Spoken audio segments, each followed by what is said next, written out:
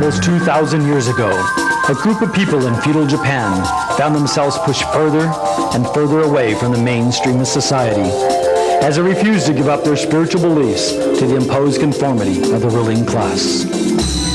The ruling power made it illegal for common people to carry or own the deadliest weapon of the time, a finely edged sword.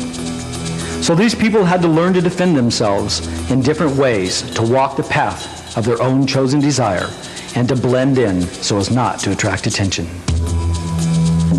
They learned survival skills so unsurpassed that the name ninja became feared by all who heard it.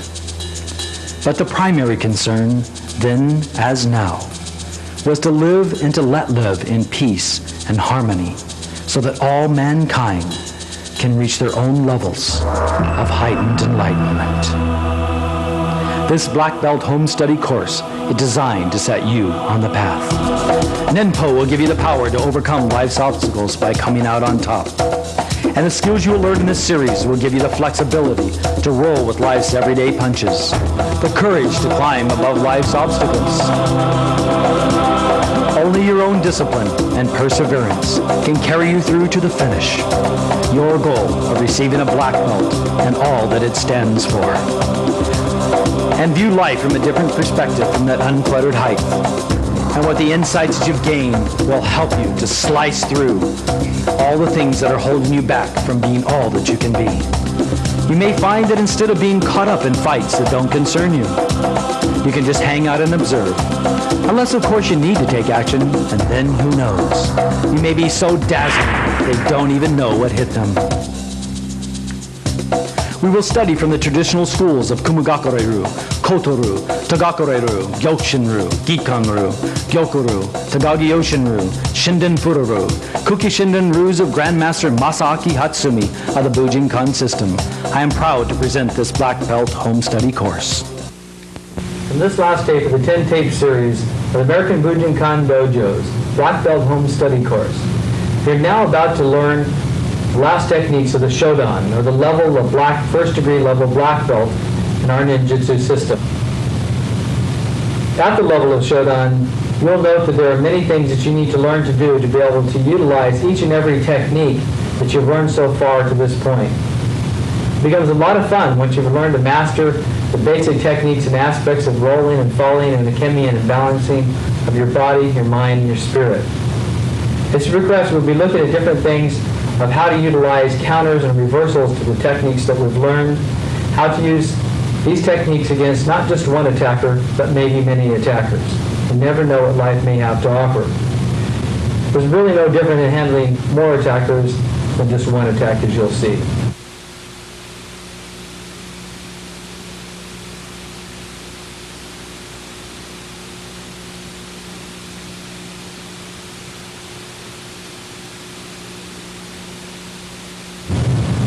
By the time the person reaches the SHODAN level, they should be able to know the different Japanese names and know them technique by technique, and be able to teach them with proficiency.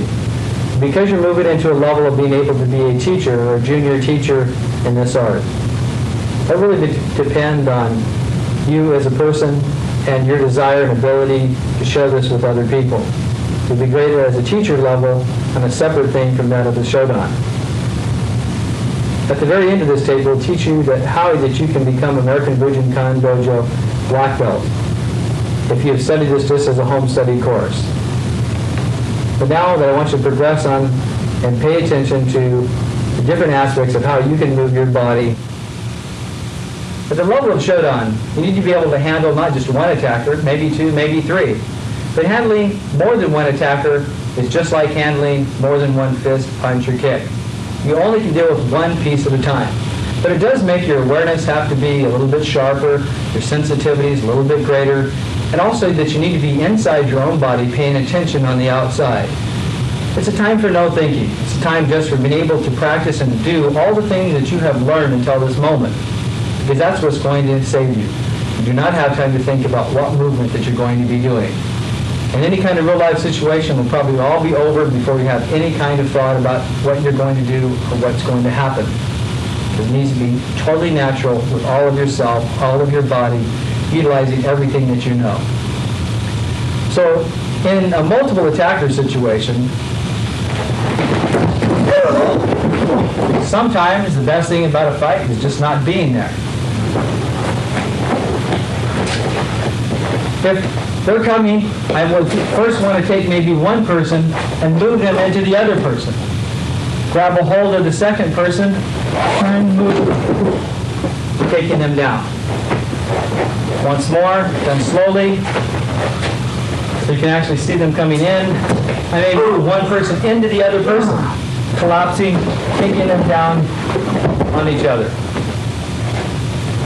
In dealing with multiple attackers coming on each side of you this way, that I want to be able to look straight forward and watch them out of the peripheral so I can see both of them. This is great practice and training as I just watched his hand come up. So I can see what's going to happen and who's going to move first. I also, if I move back just a little bit here, that also gives me more range and makes them change the direction which they're coming at me. If they're coming at me here, I only need to deal with one thing at a time. They're going to get in each other's way, and I'm going to help them. So if they're coming with any kind of attack, it really doesn't matter what it is, but I can make things happen with each other. I can utilize their arms, tangling them up. So their weapons actually become a problem to them instead of an asset. Punching him in the head, taking both of them down. Holding, tucking, doing what I need to do.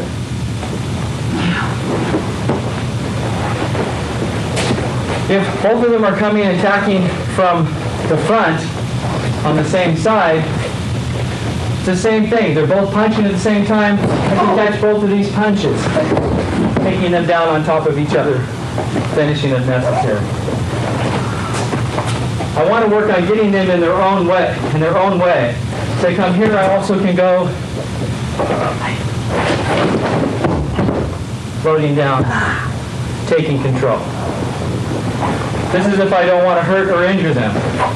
Be reaching, grabbing, it doesn't matter what they're doing. If you get one, hit the other. Take one, take both of them.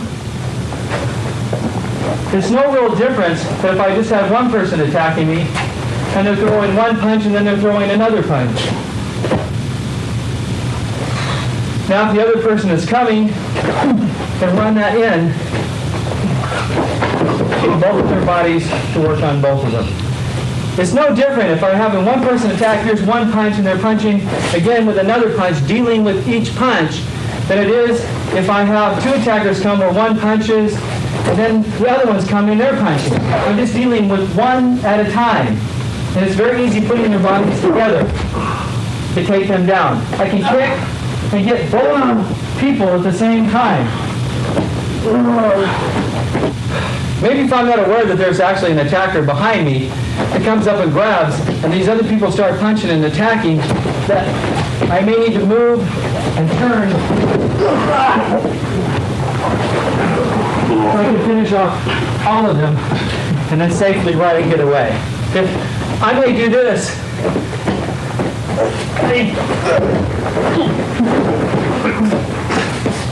other ways, there are many ways out of this, but I want to use, I can easily take one arm, one wrist, turning the wrists, trapping legs behind me, stepping, grabbing, kicking, punching, and finishing off my attackers. Okay. I could step over, taking one leg and the person off balance as my hand comes up to rotate behind, pulling this person down, turning that person, throwing them together. Okay? You can also step behind this person, throwing this person in together now, starting to hold. Bam, bam. Of course, the game gets stepped up just a little bit when my attackers have knives, and especially if they have intent in harming me. But we're going to keep this slow a little bit so people don't get hurt. I'm going to watch for the first person to move, but I may take and step myself in a different position that now forces, if they are attacking, that I can actually have one person cut as I'm blocking, disarming, taking all the knives away. So I ended up with all 3 blades. I want to get myself where I'm not in the middle. So I have to maybe move my body so that I'm not where they're attacking. So they have to shift. So as they shift, I can take one to trap the other. If I need to, I could finish off my attacker and escape. I'm here, this person comes around here, heading to this blade, put it up underneath, coming down. Now we're in. I'm standing here and someone's caught me from behind.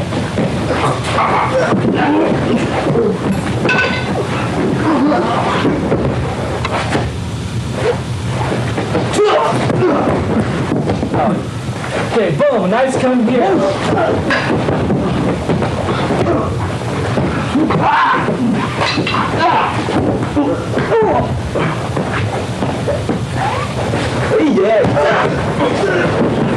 This comes around.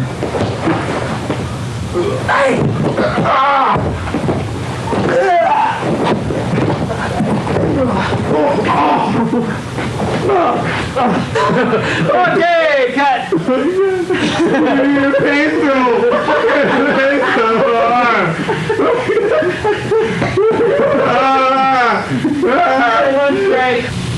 As you start progressing towards attaining your black belt, one of the things you're going to want to work on is being able to move from technique to technique and possibly working against certain counters that an opponent may do on the techniques that you're trying to perform against them.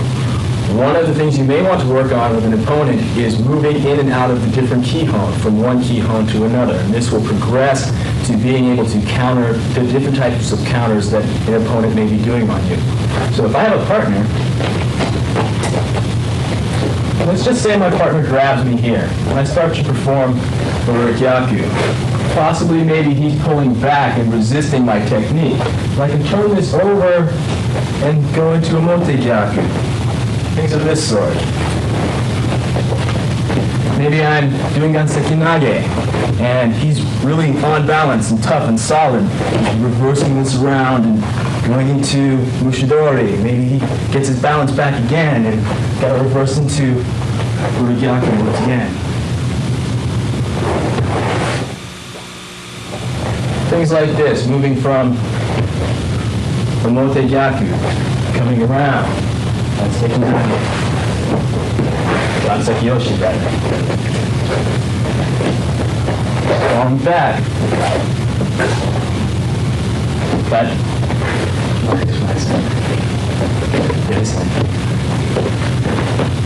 falling back. Maybe starting with Onokidaki. Switching into Mushidori. Switching around once again. Maybe starting off with Onokidaki here. Switching into Mushidori. Coming around. Otogyaku. Switching it over. Omotegyaku. Around the body. Ganseki Nage.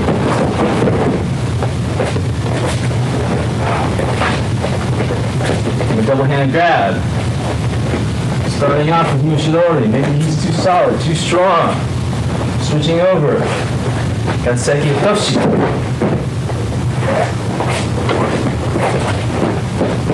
Single hand grab. Starting off with Motegyaku. He's too strong, he resists, he pulls back. Switching into Motegyaku. He recovers his balance maybe. Switching into Mushidori. Switching to the other side with Ganseki Nage. Starting the setup, but not doing the technique. Maybe coming around. Mushidori once again. Reaching over the other hand. Urigyaku. Motegyaku. Onikidaki.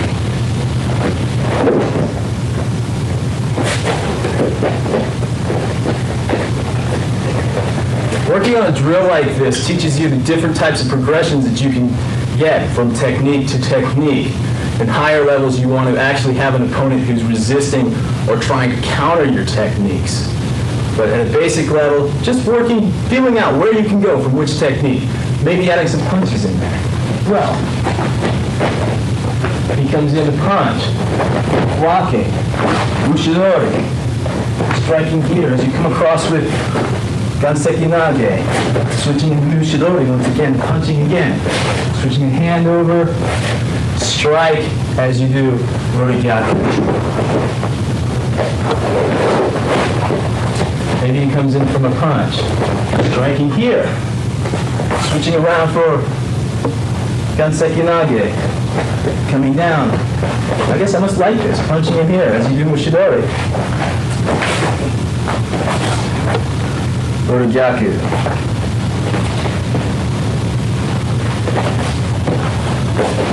Mushidori. Adding in punches and other techniques as you do these. So you want to be able to move from technique to technique, just so you get an idea of what a real fight might be like, because none of these are going to be able to be executed cleanly. It's going to be really messy. So what you're going to want to do is do something like this and get a feel of what it's like to work in progressions of techniques. I'm sure that by now in your training, there have been many times when you've been grabbed or thrown that you're thinking, how am I going to get out of this technique? My body balance has been broke. I'm in this trapped in this position. How do I defend myself against some of these techniques? I'm going to begin to give you a few ideas that you can begin to practice to be able to look at the concept and ideas about learning different ways out of or reversing particular moves that people do. One of the strongest is breaking the opponent's balance after they've started to break your balance. As he starts this technique, then all I'm doing is shifting and breaking his balance. Then I can go on to move into some other aspect, taking complete control of the situation. Once more, as this is going, I can just step with this. So it's taking the position of his hands, so it's not as effective. I can continue to move just with my own body, moving him back into a state easily off-balancing him. This goes the same whether if a person we're doing mushidori, and he takes and begins to move on me. As he's coming up, I can move if I move soon enough. If my training partner begins, so let's say mushidori, fall back taking me off balance, I can even shift right here, taking his body balance, holding on to his arm, taking him down. Once more, other aspects out of mushidori, because then I just go with him. He's taking and pulling my body off balance, and I'm just continuing with my body to take him off balance. It's actually my leg into his leg here that actually supplies the total breaking of his balance. Also, as let's say that he steps back and pulls back in mushidori. He starts to come up to do this technique here. I can flow with him to take him down. Once more, as he goes here, as he comes, I'm just continuing. I could hold on to his arm if necessary. Begins like from ganseki nage. Flows here. Stepped in to do this with my leg into his. It's easy to take his body off balance. Flows back here. He steps in. If I hit this leg right here, very easy taking it off balance.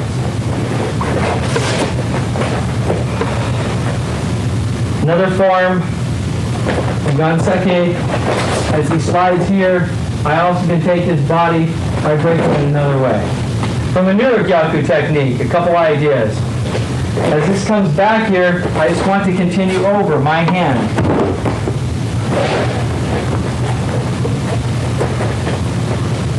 So I'm done slow. As it starts to turn, I just turn his hand. I can't hold on to the thumb to a throw of my own. Once more slowly. As this turns, it's turning over. I can just turn over and move my body into his body.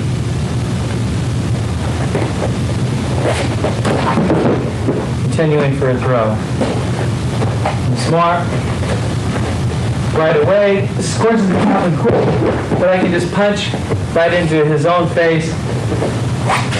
But the secret is actually taking his body off balance.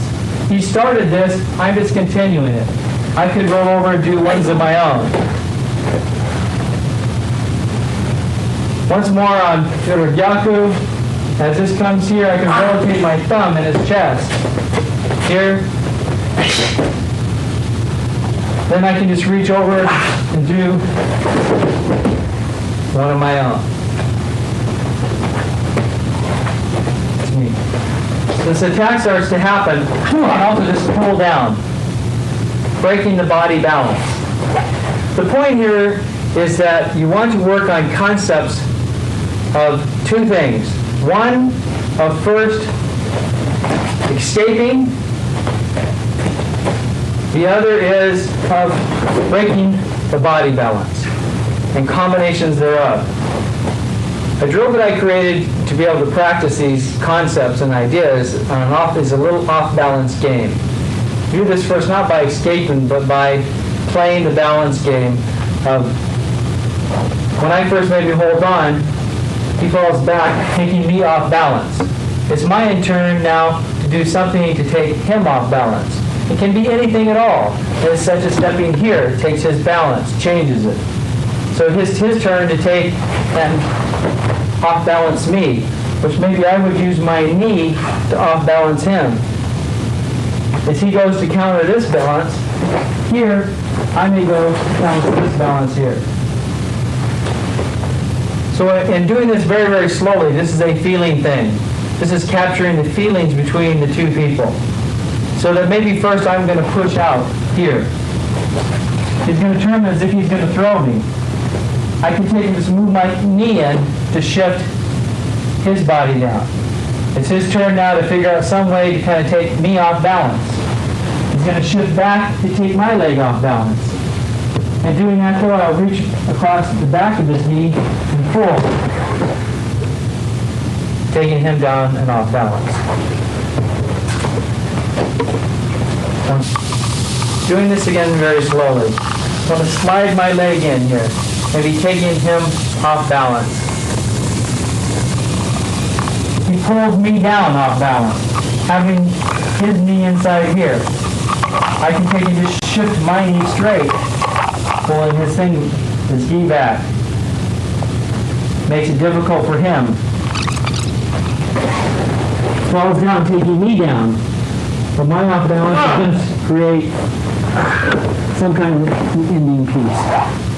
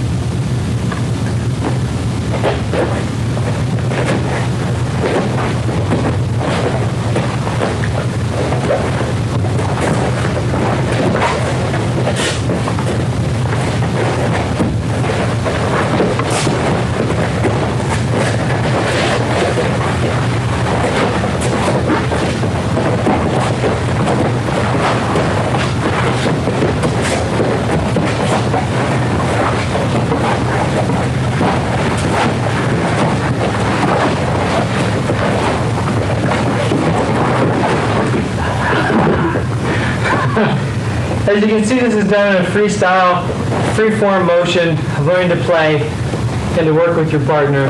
Gives really some fun drills. One of the weapons for Shodan is firearms. Primarily what I want people to do is become familiar with firearms. I want you to become familiar with styles of shooting, just so that you know how to use your body in a natural way in case you ever choose to use a firearm. I also want you to be aware of firearms because they're pretty prevalent in today's society. Basically what I show you is a couple approaches for disarming firearms.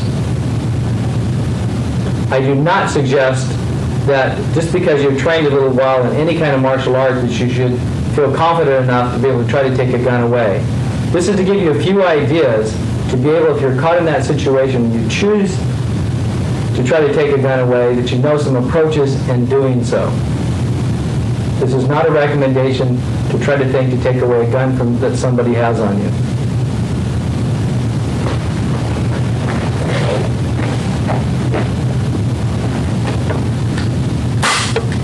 Always check to make sure that, always make sure to check that there are no bullets in any gun at all before you use them in any kind of situation.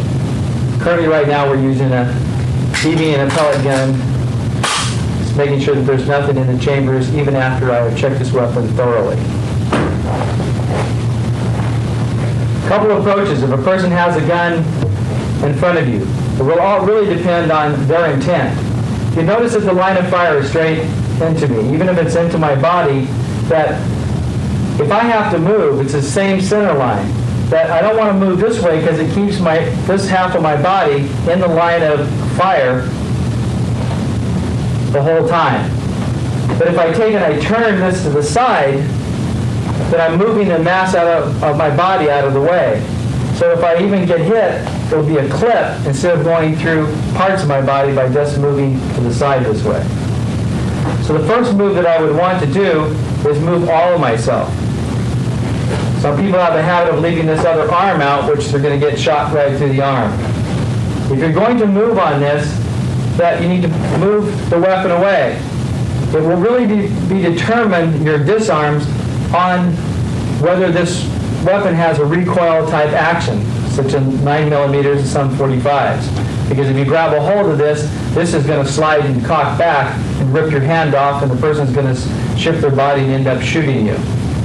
So you have to be very aware of those kind of things. Instead, placing your hand at the base of the arm here so that the recoil will miss your fingers, coming up underneath the gun in this fashion, turning away. And continuing with this move, taking the gun, stripping the gun out. Could come back, blow against the head itself. So once more, they may say, get your hands up. That's a perfect opportunity because he's expecting my hands to rise. He expects my hands to rise can be a time I can just turn and move in here. I can take and do my other moves, as you've been learning already, taking the gun out.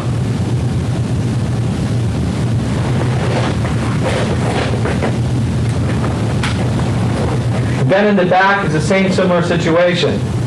Again, I just need to turn my body. Now this will really make a difference if it's in the middle of my back or if it's at one side or the other side.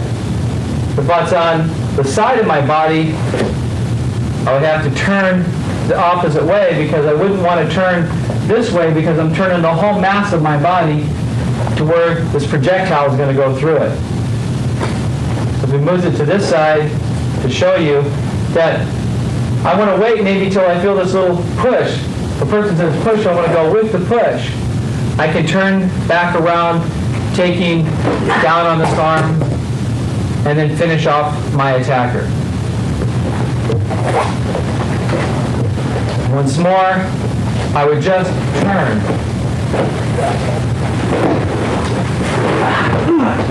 Being very careful.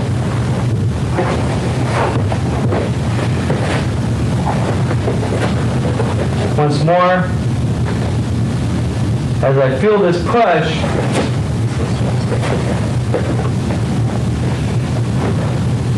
once more, as I feel this push, it's natural for me to move. Making sure this weapon doesn't come back at me or point at anybody else. If I can keep the weapon pointing up, I know it's not going to hurt or damage anybody else as a bystander. One of the problems with a lot of gun disarms is people are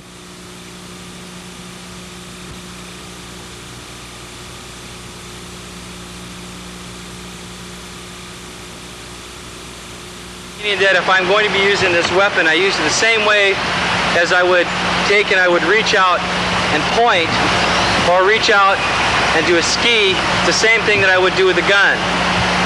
Even when you're treating a gun that is not loaded, you want to treat it and act as if it is loaded at all times. Ultimate safety, because accidents can and do occur too often. The basic ideas of learning about a gun at its SHODAN or beginning SHODAN level is to create familiarity with the weapon. This is a projectile. It projects things out of it at a very fast pace and does major damage. They're utilized all over the world. It's very, very important to at least know and understand how they work in case you're in a situation where one is used against you. Basic ideas of shooting is that I want to be able to come straight, just natural, just as if I'm going to be naturally using my taijutsu. Just aiming same way as if I'm going to naturally be just pointing my finger at a target. Showing my finger on the gun, it's the same way. I'm just pointing. Whatever I point at, that's where the bullet's going to go at.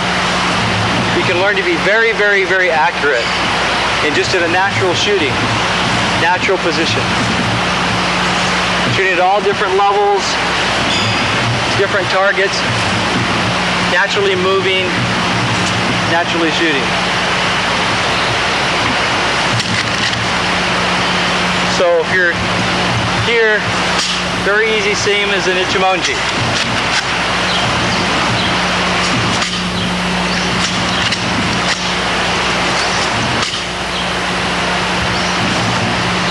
Always making sure that you're not pointing your weapon at you.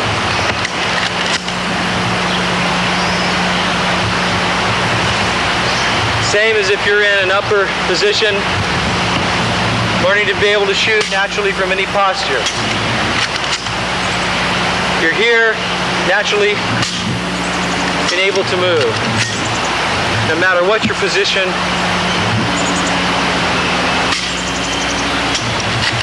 does not take two hands, and it can be just get the feel of the weapon so it becomes as natural as the rest of any other taijutsu that you do. So that even if you're, same thing with your rolling skills, you have to make sure that your weapon's pointed away from yourself and is not shooting or attacking anyone else. So that as I move to the ground, I'm still watching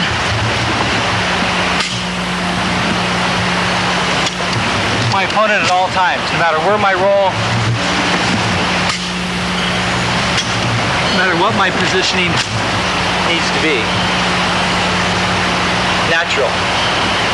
Those are some aspects of learning to use a shooting arm.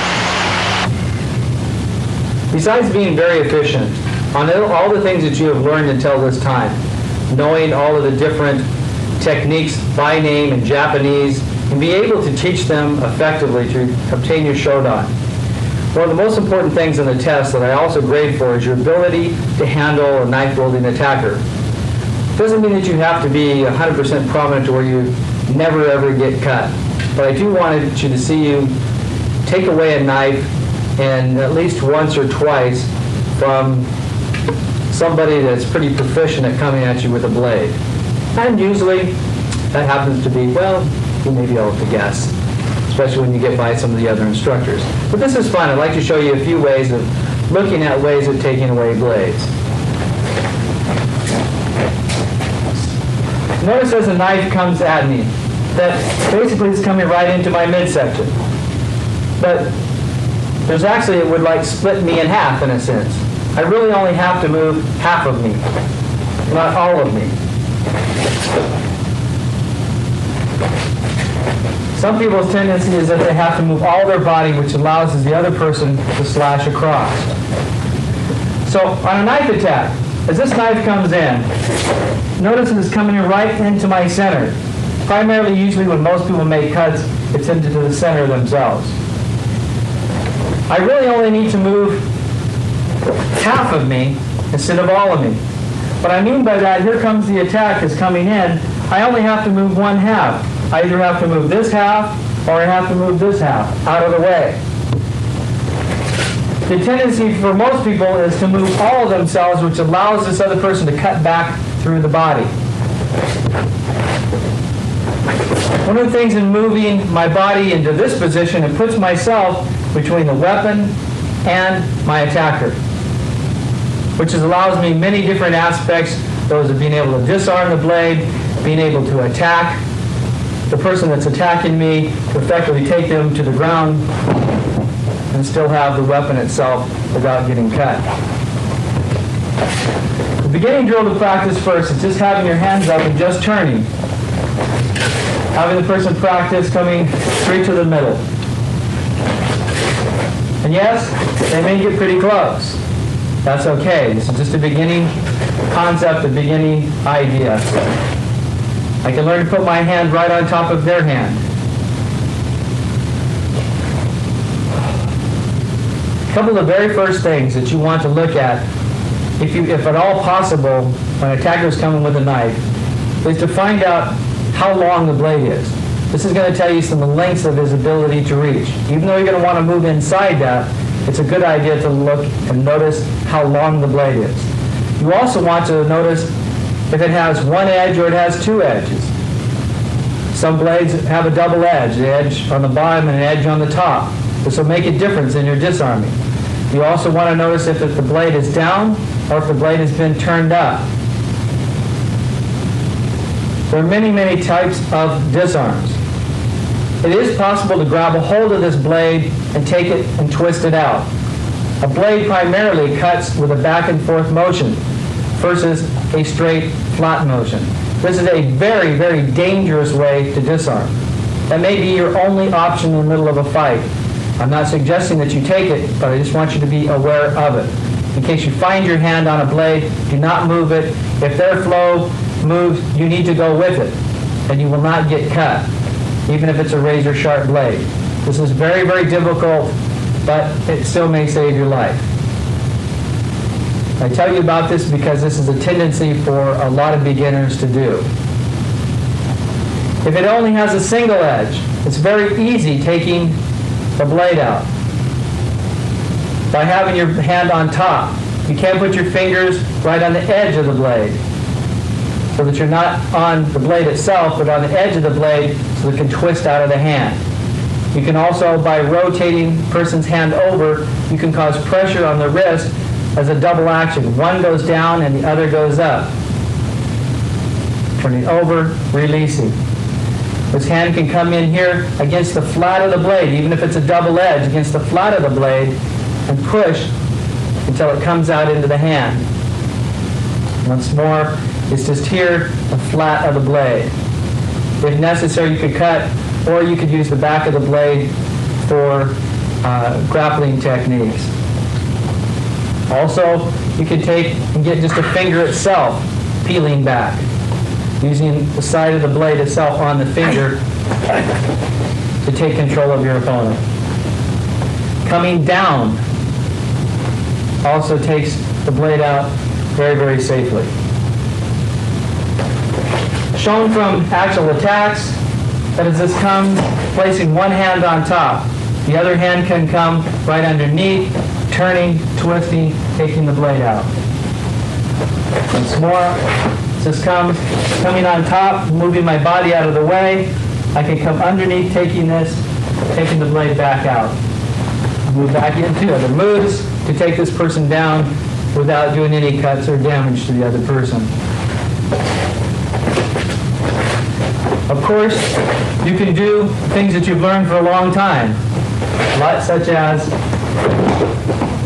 Remote Gyaku. Once more, hand on top first. Reaching up underneath, turning, round. Always taking the blade out. Always make sure you get in a habit of having this blade. It's very, very important. Handing back.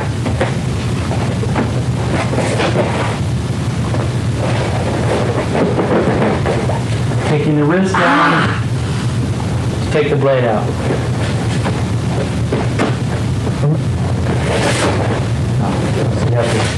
Okay. Coming in and moving to the side. Could be hitting. Immediately having the blade up. Taking the blade back down, using the ground itself to take this out.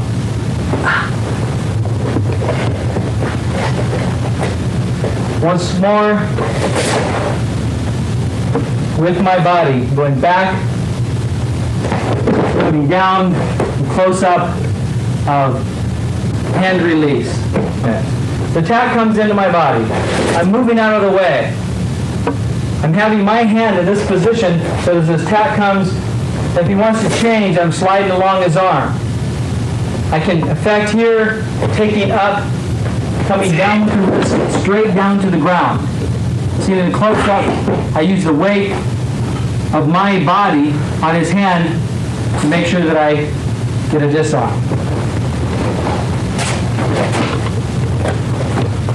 Some other ideas is moving my body off at another angle. Once more, coming in here, moving my body away, taking the blade out. Catching here, turning it back, taking down, blade coming out.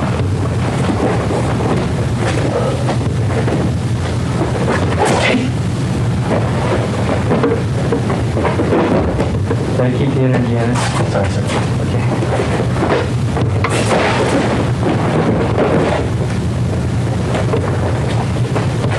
The sloshing type cut, this is not where I want to be. I can learn to move this up and over to where I can turn, take the blade away. I can take and move this down to other positions to take the blade away.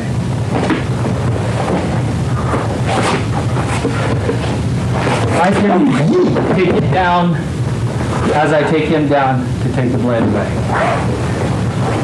Practice this way, these disarms will become pretty simple in nature. Turning against the drum, turning him over, taking the blade away. Overhead type stab. Remembering not that I don't want to be there. At this point, I can just continue this. Taking behind, stripping the knife away.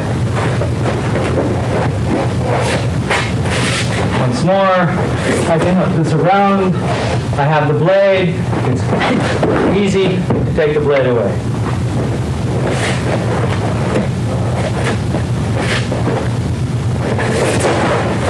Here.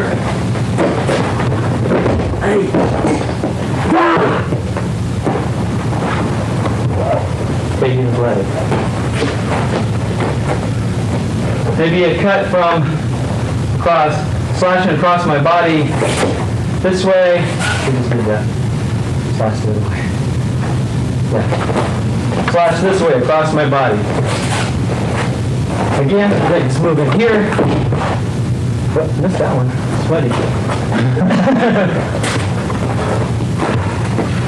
Come from the other side. Holding on tight.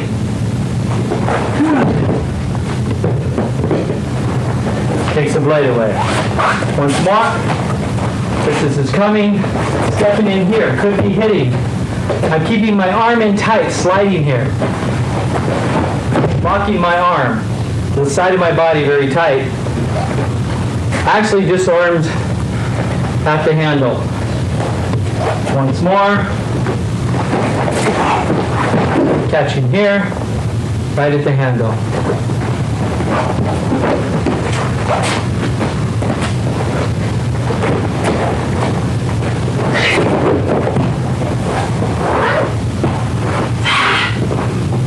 Taking the blade away.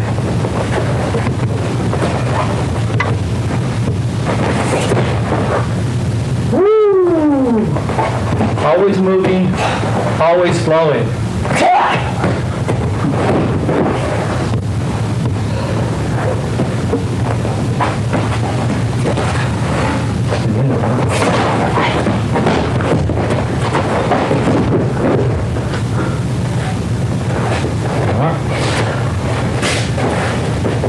There are endless variations and possibilities of these things.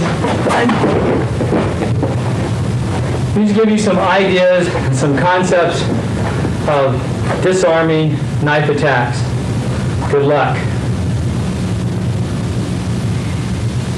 This SHODAN level tape is the last level of the American Budzinkan Dojo's Black Belt Home Study course on Ninjutsu, the ranking system created by myself, Shихан Ричард van Donk, under the direction and guidance of Dr. Masaaki Hatsumi, the Grand Master of Ninjutsu and the Ninpo systems in Noda City, Japan.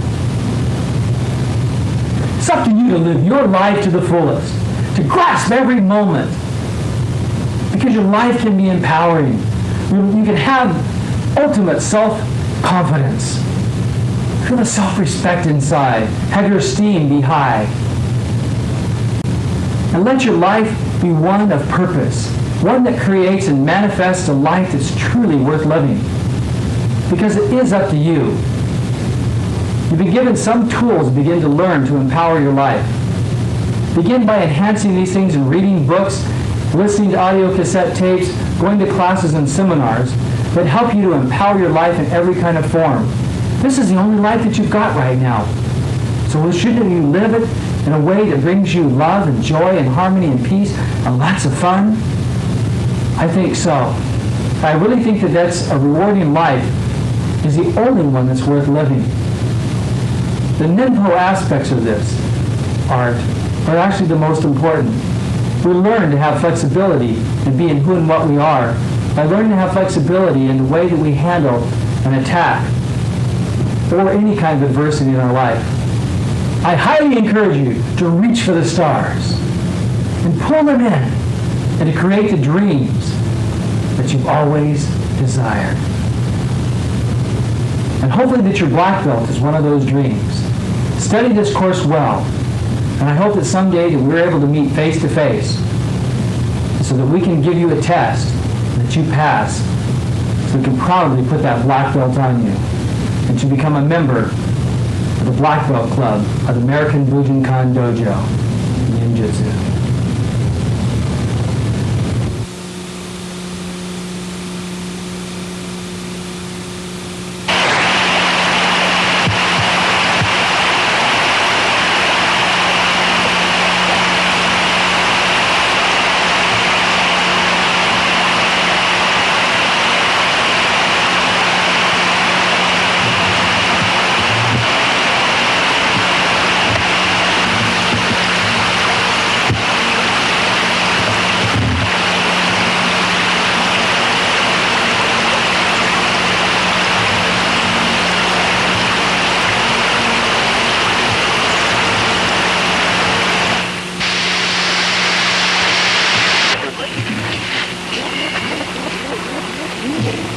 Hear that?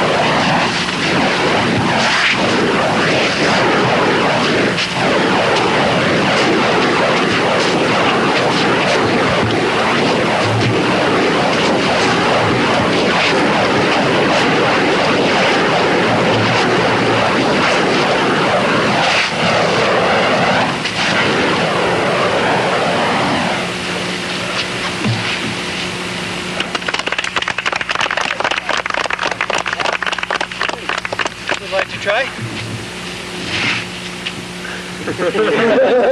Next? I'll try.